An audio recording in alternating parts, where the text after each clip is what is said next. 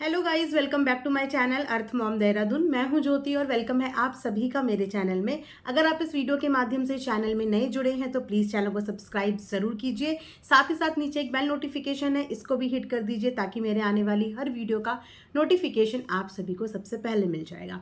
सो दोस्तों, सबसे पहले आप लोग कॉमेंट सेक्शन में चीज़ें पूछते रहते हो, इसीलिए मैं वीडियो की शुरुआत में ही आप लोगों को कुछ अच्छी चीज़ों के बारे में बता दूंगी। आप सब जानते हैं कि मेरा काम रिएक्शन देना है और ऑनेस्टी सबसे ज़्यादा इंपॉर्टेंट है मेरे लिए, इसीलिए मैं जो चीज़ें आप लोगों को कम्युनिटी में शेयर कर रही हूँ, कुछ प्रोडक्ट्स के लिंक मैं वही आप लोगों को बताऊंगी। किसी भी कचरा पट्टी चीज़ों के बारे में नहीं बताऊंगी जो एक्चुअल में वर्थ इट है।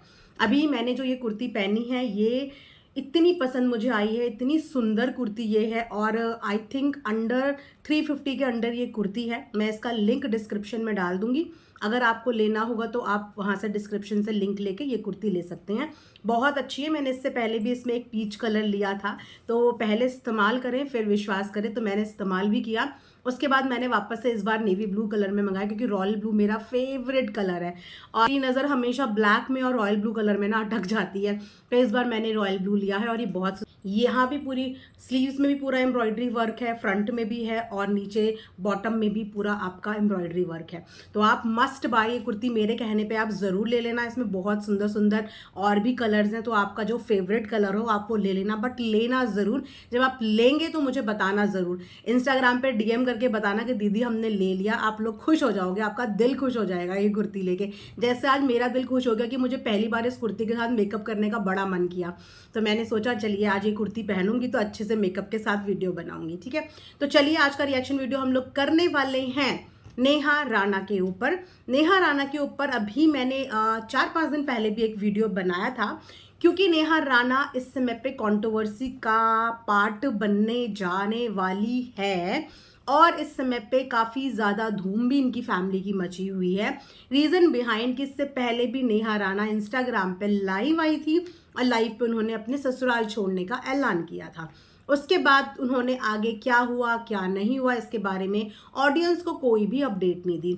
ससुराल की साइड से कनिका द्वारा जो अपडेट दी गई वो सिर्फ इतना दिया गया कि मिसअंडरस्टैंडिंग है। चलो यहाँ तक भी ऑडियंस कन्विंस हो गई थी कि मिसअंडरस्टैंडिंग होगी, लेकिन नेहा राणा के इंस्टाग्राम पे स्टोरीज के माध्यम से ये तो सबको समझ में आ रहा था कि कुछ भी ठीक नहीं है और ये मिसअंडरस्टैंडिंग तो बिल्कुल भी नहीं है। नेहा राणा ने पहले अपने ससुराल के सभी लोगों को अनफॉलो कर दिया इंस्टाग्राम पे, उसके बाद वो ऐसी ऐसी स्टोरीज आए दिन पोस्ट करती रहती है कि मैं आज बताऊंगी, मैं कल बताऊंगी, और ऊपर से उन्होंने यूट्यूब पे अपना एक चैनल भी खोल लिया है। हालांकि उस चैनल पे अभी तक कोई वीडियो नहीं आई है, लेकिन अपनी स्टोरी में वो ये भी बोलती हैं कि आज व्लॉग आ जाएगा, आज वीडियो आ जाएगा, पर आता नहीं है। तो आज भी उन्होंने शाम के वक्त में ये अपडेट दिया था, हो सकता है उससे पहले भी दिया हो, बट मैंने जब चेकआउट किया इंस्टा पे तो उस समय पे उन्होंने अपडेट दिया था कि मैं 8 बजे लाइव आने वाली हूँ। सो हम रिएक्शन चैनल वाले, हमें ऐसे कंटेंट की एक्चुअली में भी तलाश रहती है, तो 8 बजे से मैं इंतज़ार कर रही थी कि अपना कुछ साइड ऑफ स्टोरी बताएगी। हालांकि मैंने अपनी पहली वीडियो में सजेशन के रूप में यही बोला था कि फैमिली कंट्रोवर्सी जितना विद इन द फैमिली रहे उतना उसके सॉर्ट आउट होने के चांसेस होते हैं, बट हम अपनी साइड से सिर्फ एक ही बार सजेशन दे सकते हैं, बार बार किसी को फोर्स नहीं कर सकते। हर किसी इंसान की अपनी खुद की समझदारी है और अपना खुद का एक ओपिनियन और पॉइंट ऑफ व्यू होता है, राइट। तो यहाँ पे जब लाइव में नेहा आई तो लाइव में उन्होंने काफ़ी सारी चीज़ें बोली जो मैं आप सबको वीडियो में बताने वाली हूँ, क्योंकि हो सकता है कि बाद में आप लोग वो लाइव ना देख पाओ, पब्लिक ना वो लाइव हो, तो इसीलिए मैं आपको बताती हूँ। तो नेहा ने अपनी लाइव की शुरुआत की थी कि काफ़ी सारे क्वेश्चंस मेरे पास आ रहे हैं, बहुत सारे मैसेजेस आप सबके आ रहे हैं, तो मैं तो कोशिश करूंगी कि मैं आपको आपके कुछ सवालों का जवाब दे पाऊँ। तो सबसे पहले उन्होंने बोला कि मेरे व्लॉग्स क्यों नहीं आ रहे हैं। आप सबका क्वेश्चन है कि मेरे व्लॉग्स क्यों नहीं आ रहे हैं, तो उन्होंने बोला मेरे व्लॉग्स इसीलिए नहीं आ रहे हैं क्योंकि मेरा चैनल बंद करवा दिया गया है।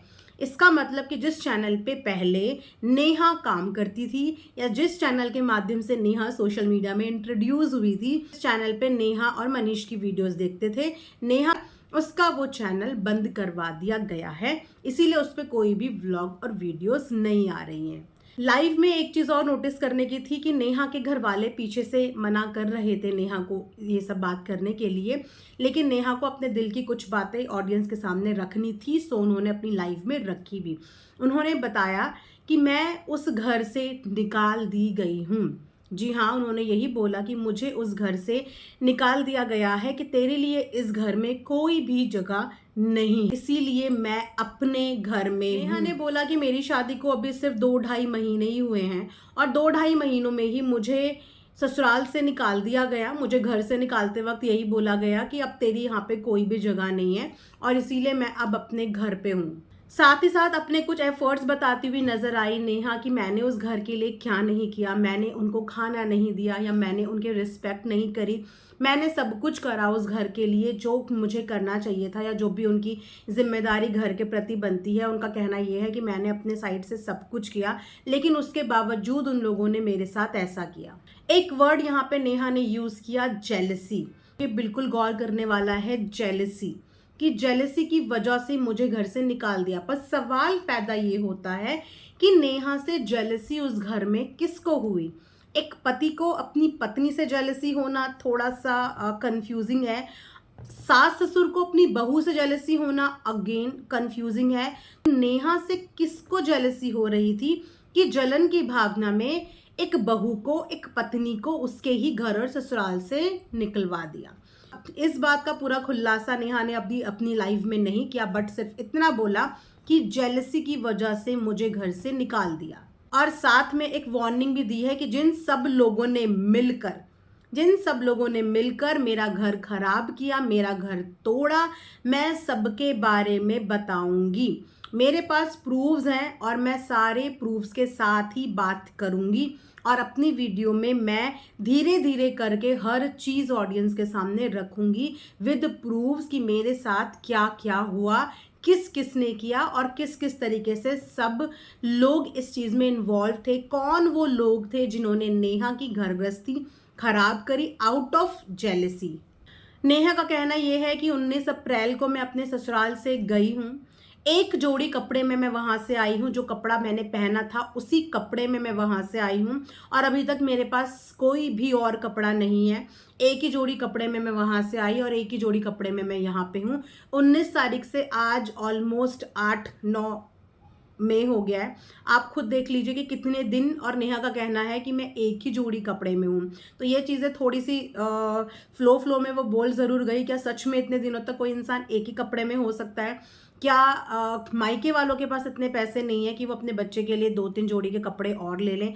या फिर नेहा के पास 1 रुपए की फूटी कौड़ी भी नहीं थी कि वो अपने लिए कुछ खरीद ना पाए? इतने दिन से फिर वो कपड़े कैसे मैनेज करें? हाँ, ये ज़रूर हो सकता है कि नेहा घर छोड़ते वक्त एक ही जोड़ी कपड़े में वहाँ से आ गई हो, लेकिन अभी तक क्या वो एक ही जोड़ी कपड़े में सरवाइव कर रही है? ये बिल्कुल भी पॉसिबल नहीं हो सकता। अपने रिलेशनशिप के बारे में भी बताते हुए नेहा ने बोला कि हमारा 2.5 साल का रिलेशनशिप था। जैसे कि आप सब जानते ही हैं कि नेहा और मनीष की लव मैरिज थी। ये लोग शादी से पहले रिलेशनशिप में थे और उसके बाद इन लोगों ने लव मैरिज करी। तो उसी चीज़ का जिक्र करते हुए नेहा ने बोला कि 2.5 साल की हमारी रिलेशनशिप थी और 2.5 महीने में मेरे को अपना घर छोड़ना पड़ गया। 2.5 महीने में मेरा रिश्ता खराब हो गया।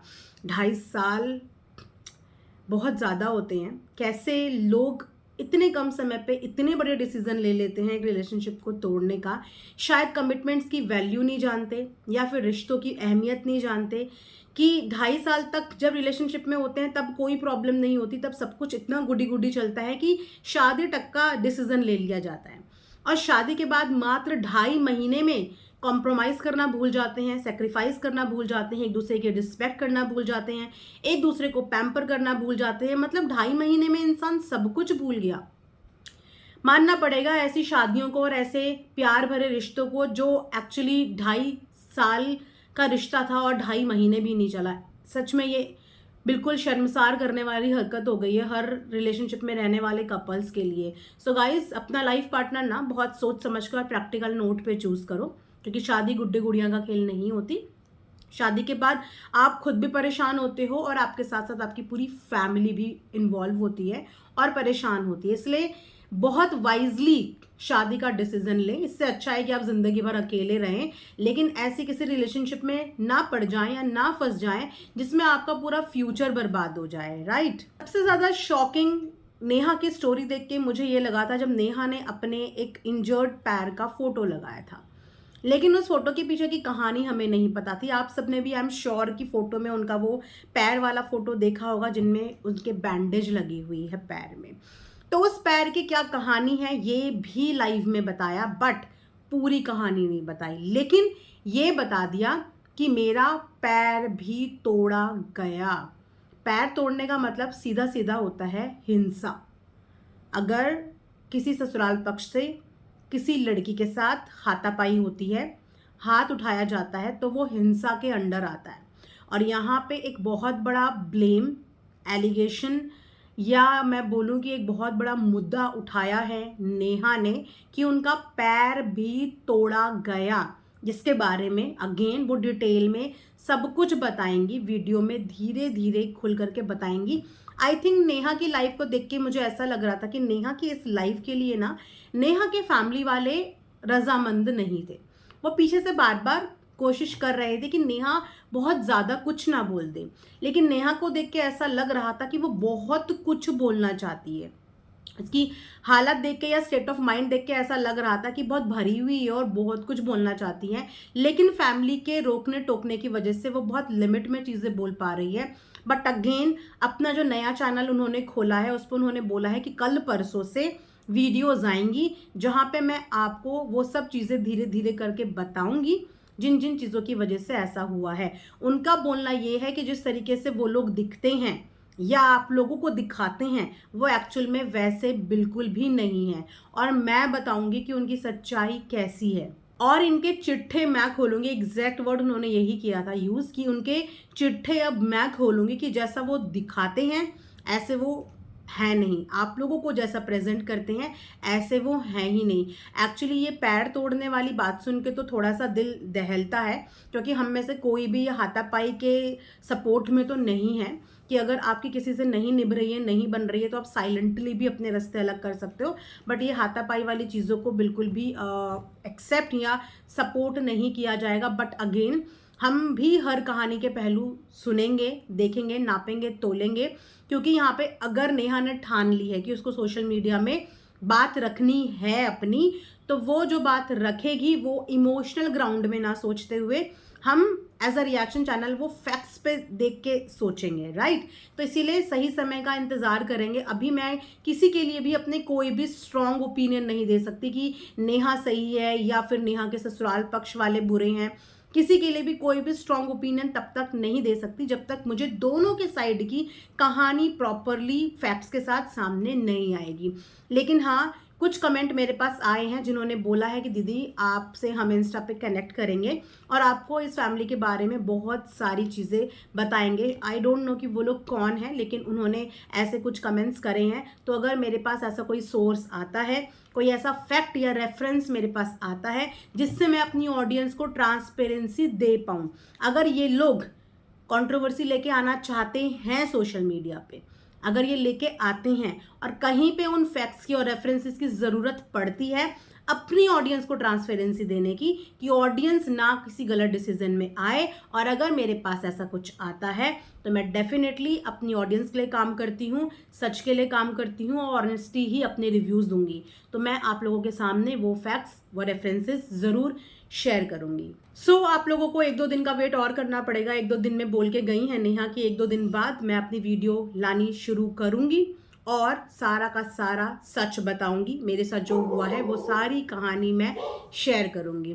तो चलिए, आप सबके साथ हम भी उनकी वीडियो का इंतज़ार करेंगे। तब तक जिन्होंने चैनल को सब्सक्राइब नहीं किया है जल्दी से सब्सक्राइब कर दीजिए। कमेंट सेक्शन में कमेंट कर देना। इस कुर्ती का लिंक मैं कम्युनिटी में शेयर कर दूंगी, कमेंट सेक्शन में भी शेयर कर दूंगी, डिस्क्रिप्शन में भी डाल दूंगी। आप मेरे कहने पे ज़रूर इसको बाय करिए। चलिए, इसी के साथ ये रिएक्शन वीडियो यहाँ पे एंड करते हैं। Thanks for watching earth mom Dehradun.